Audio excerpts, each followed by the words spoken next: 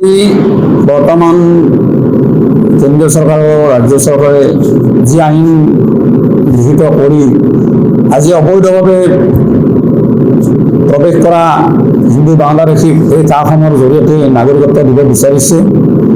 এইটো আমি বাৰম্বাৰ আমি বিৰোধিতা কৰি আহিছোঁ, ভৱিষ্যতে আমি বিৰোধিতা কৰি যাম।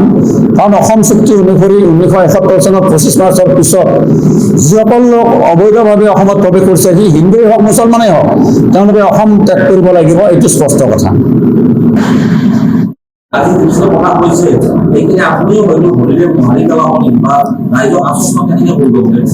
না, মই এইটো কথা বৰ্তমানলৈ এই কথাবিলাক মই ভবাই নাই।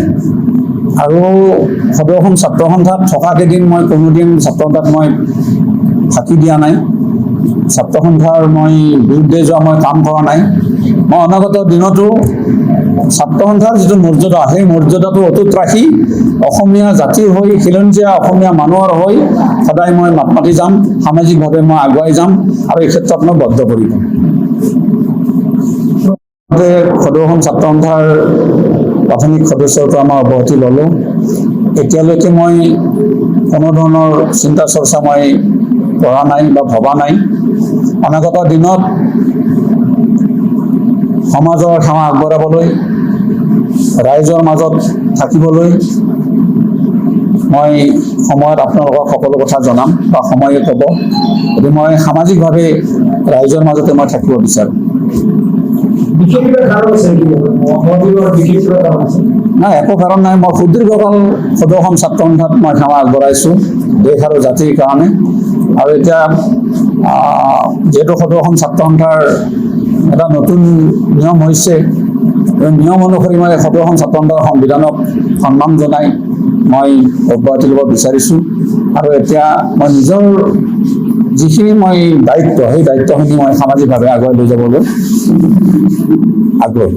আজিৰ যিটো ৰাজনৈতিক বাতাবৰণ, আপুনি সুদীৰ্ঘ 3টা দশকৰ অধিককাল আন্দোলনৰ সৈতে আছে, গতিকে এতিয়াৰ যিটো পৰিৱেশ ৰাজনৈতিক বাতাবৰণক লৈ আপুনি নিশ্চয়কৈ মন কৰিছে। ৰাজনৈতিক বাতাবৰণ কোনোবাখিনিত আচুৰ ভিতৰ চৰতো এই ৰাজনৈতিক বস্তুটো কোনোবাই চুইছে নেকি, বা আপুনি ওলাই যোৱাৰ তাৰ মুহূৰ্তত ছাত্ৰসকলে আপুনি কি অনুৰোধ জনাই থৈ যাব? ছাত্ৰসন্থাৰ শক্তিৰ তাৰফত ৰাইজৰ অনুষ্ঠান হিচাপে সদৌ অসম ছাত্ৰ সন্থা এটা বিশ্বৰ ভিতৰতে এটা সৰ্ববৃহৎ শক্তিশালী অৰাজনৈতিক ছাত্ৰ সংগঠন, এটা আমি সকলোৱে জানো।